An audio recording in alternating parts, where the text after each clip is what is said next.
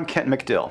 On Sunday, the United States women's national soccer team will play Japan in the championship match of the 2015 FIFA Women's World Cup in Vancouver. The United States is going for its third World Cup title while Japan is defending its 2011 title. The two teams have vastly different styles of play, and it should be a wonderful game. And when the game is over, nothing in the American sports culture will change in regards to women's sports, including soccer. Let me first state that I am a huge fan of all soccer, from youth to college to professional to international, men and women. I can't get enough of it.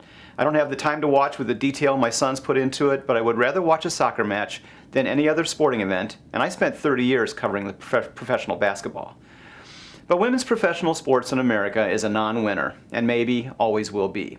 There's no more proof of that than the success or lack thereof of professional women's soccer. Currently, women in the United States play in the National Women's Soccer League, which appears to be doing fairly well in comparison to previous incarnations. There are 9 teams, many of them with the same name they had in previous women's pro leagues, and every member of the U.S. national team plays for an NWSL team. They're even talking about expansion. But interest in those teams is localized and segmented. Attendance figures are solid but not startling. Players get paid peanuts relatively, as teams have a salary cap for all players of $200,000. Every Women's World Cup, there's a bump in interest in women's professional soccer, but it never lasts.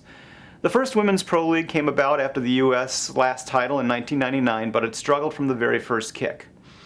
The NWSL is currently well funded with support from the national teams of the United States, Canada, and Mexico. It seems to be intelligently run. It may actually expand. It's about to get some TV coverage from Fox. But women's pro soccer will never match anything involving men. Most men simply won't watch or attend. Despite the fact that soccer is the #1 participation sport in America for girls ages 5 through 17, transferring the love of the game to support dollars for the pro game has never worked. My only hope is that NWSL does what no other women's pro sports league managed to do: build on the interest in the World Cup enough to survive and grow, even slightly, until the next Women's World Cup in 2019.